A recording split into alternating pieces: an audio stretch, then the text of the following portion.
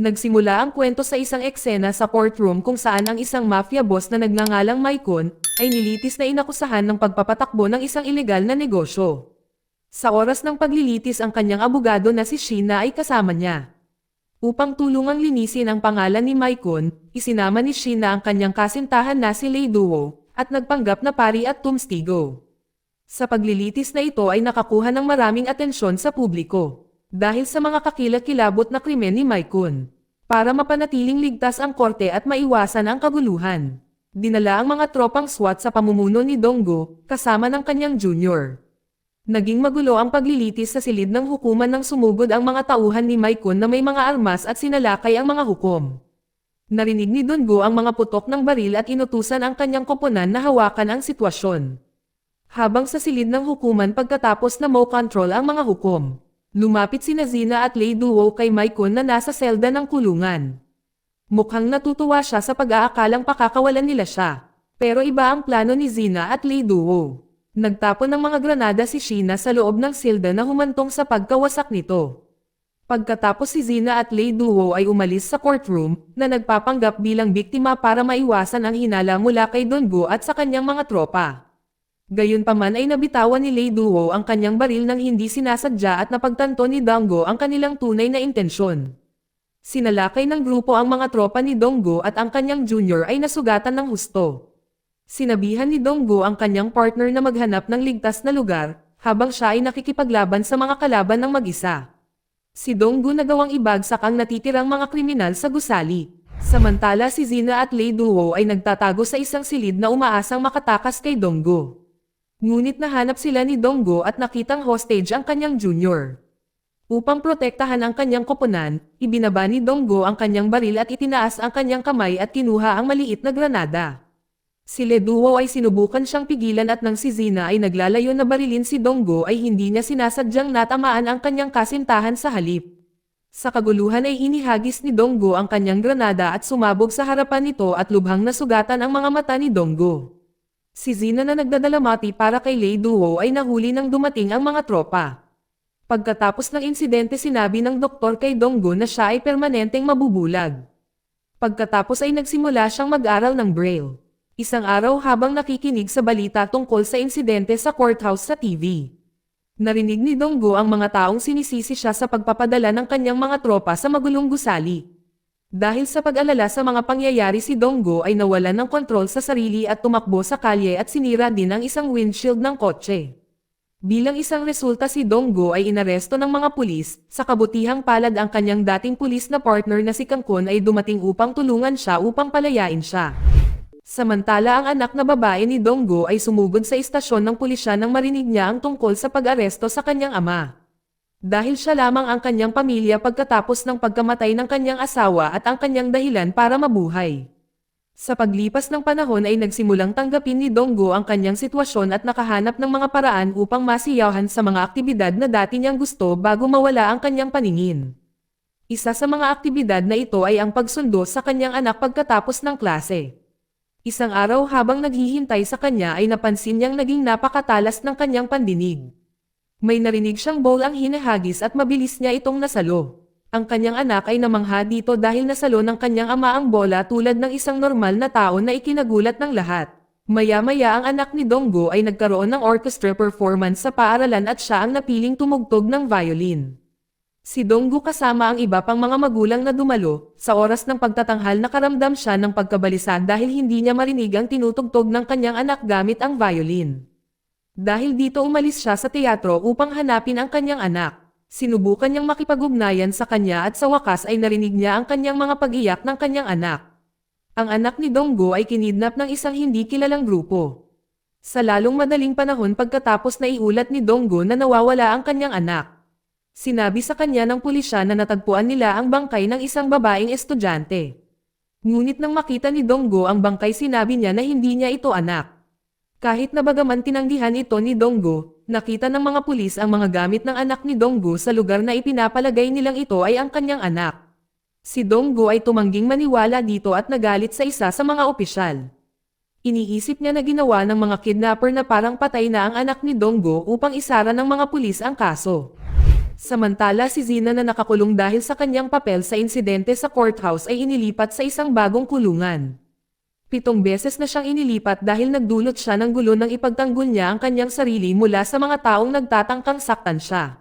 Sa bagong kulungan nagkaproblema muli si Zina sa isang preso na binayaran ng anak ni Maikon na gustong maghiganti sa pagkamatay ng kanyang ama. Nakadama ng panganib si Zina ay nanlaban sa bilanggo na humantong sa kanyang agarang pag-aresto ng mga gwardya. Habang nasa kustodiya siya ay nakakita siya ng isang balita tungkol sa pagkidnap sa anak na babae ni Donggo. Pagkatapos ay gumawa siya ng plano na gamitin si Donggo para mahanap ang anak ni Maikon na si Zokon. Matapos ang laban, inilipat si Zina sa isa pang kulungan na may mahigpit na seguridad. Sa kabila ng pagkakadena, nanatili siyang kalmado nang biglang nagkaroon ng pagsabog na nagdulot ng kaguluhan. Sinamantala ang sitwasyong ito nakalas siya sa kanyang mga kadina. Sa labas ng sasakyan handang pumatay ang mga tauhan kay Zina. Ngunit sa kanilang sorpresa ay nakaligtas siya sa pagsabog at lumaban. At talunin ang lahat ng mga tauhan ni Zokon. Sa kanyang punong tanggapan na si Zokon ay galit na galit sa kabiguan ng kanyang mga tauhan na patayin si Zina. Pagkatapos ay pumasok ang isa sa kanyang mga tauhan at sinabing nahuli nila ang anak ni Donggo na nagpaplano na ibinte siya. Si Zokon ay masayang marinig ito dahil ito ay anak ni Donggo. Samantala si Donggo ay dinala pabalik sa police station dahil sa pag-atake sa isang police site, kung saan nakita nila ang katawan ng isang batang babae na inaakalang anak ni Donggo. Sa investigasyon sinabayan siya ng ilang mga pulis. Biglang inatake ni Donggo ang isa sa mga opisyal na nagbabantay sa kanya.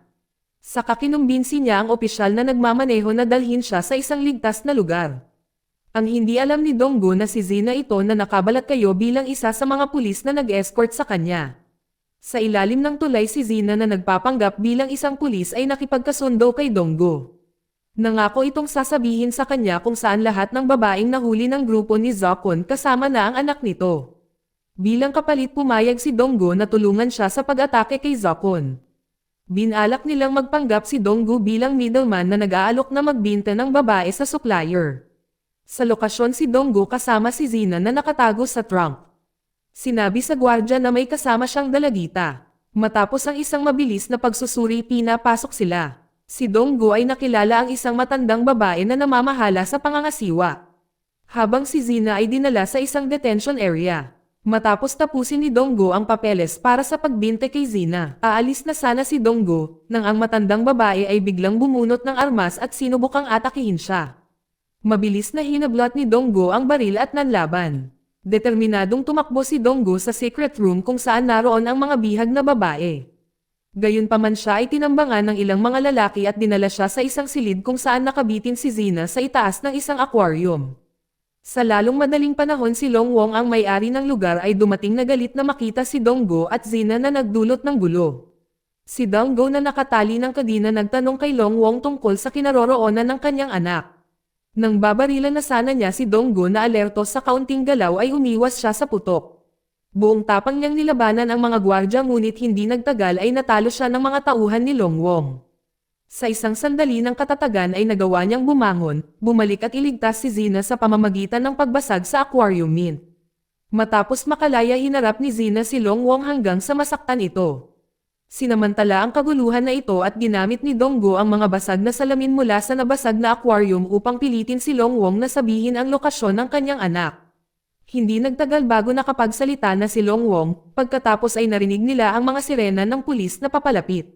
Sa isang desperadong sitwasyon itinulak ni Zina si Longwong na naging dahilan upang aksidenteng mapatay siya ni Donggo. Samantala sa tirahan ni Zokon ay sinabihan ang anak si Donggo na tumugtog ng violin para sa kanya at ilang mga potensyal na mamimili na nanonood online. Sa kanyang magandang pagganap ay humanga ito sa mga mamimili na nag-alok ng maraming pera para sa kanya. Si Zokon ay natuwa, pagkatapos ng auction sinubukan niyang gumawa ng mga bagay sa babae niya ibigay siya sa pinakamataas na bidder. Ipinagtanggol niya ang kanyang sarili sa pamamagitan ng paghampas sa kanyang ulo gamit ang kanyang violin. Gayunpaman hindi siya sinaktan ni Zokon na nag-aalala tungkol sa pagbaba ng kanyang halaga. Sa isa pang pagkakataon ay hiniling ni Zokon sa isa sa mga babae na ahitin ang kanyang balbas. Nagkamali siya ng maliit na pagkakamali at nasugatan ang kanyang mukha na ikinagalit niya. Sa kanyang galit pinahirapan niya ang babae. Sa ilang sandali pagkarating ng kanyang tiyuhin na si Sihan at sinabi kay Zokon ang tungkol sa pagkamatay ni Longwong. Kasabay nito ay nakatanggap si Jokon ng tawag mula kay Zina na nagbanta na makipagkita sa kanya at papatayin siya. Nang malaman ang nakaraan ni Zina bilang miyembro ng mafia natarante siya at nakiusap kay Sihan na tulungan siya. Samantala si Zina at Donggo ay nakahanap ng pansamantalang taguan sa isang inuupahang bahay. Isang kainahinalang pulis ang sumubok na imbestigahan ang lugar.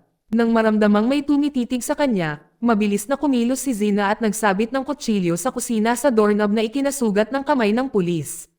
Maya-maya lang dumating ang mga tauhan ni Sihan na puwersahang sinira ang pinto at pag-atake kay Zina at Donggo. Gumawa sila ng pagtagas ng gas na humantong sa isang pagsabog at nawalan ng kakayahan ang mga tauhan ni Sihan. Sinamantala ni Zina at Donggo ang pagkakataong makatakas, ngunit naroon na si Sihan at ang kanyang mga armadong tropa na handang sumalakay. Hinarap ni Zina ang mga tauhan ni Sihan habang si Donggo ay nakaharap kay Sihan. Alam niya na si Donggo ay sensitive sa tunog. Sinubukan ni Sihan na lituhin siya, ngunit si Donggo ay may plano, gumamit siya ng lubid para tumalon mula sa sahig patungo sa mas mababang antas sa gusali. Hinabol ni Sihan si Donggo sa ibaba ng hagdan, ngunit handa na si Donggo. Ginamit niya ang lubid upang itali si Sihan at tuluyang nahimatay ito. Matapos talunin si Sihan at ang mga tauhan niya, sina Zina at Donggo ay mabilis na nagtungo sa storage area kung saan nakalagak ang mga dinukot na babae. Sa kasamaang palad ay wala ang kanyang anak, dahil dinala siya sa bahay ni Zokon para ibinta. Si Donggo ay nagtanong sa lalaki kung nasaan ang headquarters ni Zokon ngunit wala siyang nakuhang impormasyon. Si Zina ay ginawa ang kanyang pamamaraan para mapaamin ang lalaki. Si Donggo ay nagulat sa mga aksyon ni Zina at napagtanto niya na hindi police officer si Zina, kundi isang babaeng naghahanap ng paghihiganti matapos mawala ang kanyang kasintahan sa insidente sa courthouse. Habang nagtalo sila si Kangkon ay biglang sumulpot at hinimok silang sumuko sa mga awtoridad. Nakakita ng pagkakataon si Zina at nakipagdeal kay Donggo. Nangako siyang ibunyag ang punong tanggapan ni Zokon kung pumayag si Donggo na tanggalin si Kangkon. Nag-aatubili na pumayag si Donggo, ngunit binalak na saktan lang si Kangkon nang hindi siya pinapatay. Sa ibang pagkakataon ay sumama si Donggo kay Si, na isang nagbebenta ng armas na kilala niya. Nang hindi na ibigay ng dealer ang armas na gusto niya ay mabilis siyang binaril at napatay. Nang gabing iyon ay nagmadali silang pumunta sa residence ni Zokon. Buong tapang na sinugod ni Zina ang mga kalaban sa harap ng bahay gamit ang kanyang mga bagong sandata. Habang si Donggo ay nilabanan ang mga gwardya sa loob. Kasabay nito si Zokon ay hawak ang anak ni Donggo na may kadena sa kanyang leeg. Nainis na sinabi ng babae sa kanya na darating ang kanyang ama para iligtas siya. Nang mabalitaan niya ang tungkol sa pag-atake sa kanyang bahay natarante siya. Hinawakan niya ang babae at ang kanyang katulong at sinubukang tumakas. Inutusan niya ang kanyang assistants na magtalaga ng higit pang mga gwardya ngunit tumanggi ito at lumayo. Sa pakiramdam na nakulong, si Zokon ay naglagay ng bomba sa katawan ng anak ni Donggo. Ngunit si Zina na pamwesto sa likod niya at mabilis na binaril siya, at dito nagtapos ang kanyang buhay. Matapos makapaghiganti sa mga nagmaltrato sa kanya sa mafia, binalak ni Zina na balikan si Donggo para sa pagkamatay ng kanyang kasintahan. Ginawa niyang hostage ang anak ni Donggo, na nakatali. Walang pagod na hinanap ni Donggo ang kanyang anak na babae at nalaman na kinuha siya ni Zina. Nang magkaharap sila na may nakabunot na baril, binato niya ito ng maliit na granada na ikinamatay ni Zina sa isang putok. Mabilis na sumugod si Donggo upang iligtas ang anak nito na malapit ng mahulog. Nasalo niya ang kadena na may hawak sa kanyang anak, na pinipigilan itong mahulog. Napagtanto niya may nakadikit na bomba sa kanya, si Donggo ay tiningnan ito at matagumpay na na-deactivate ang bomba. Dumating ang mga pulis upang i-secure ang lugar. Si Donggo ay napuno ng kasiyahan dahil sa nailigtas niya ang kanyang anak. Dito nagtatapos ang kwento. Salamat sa panonood kaibigan.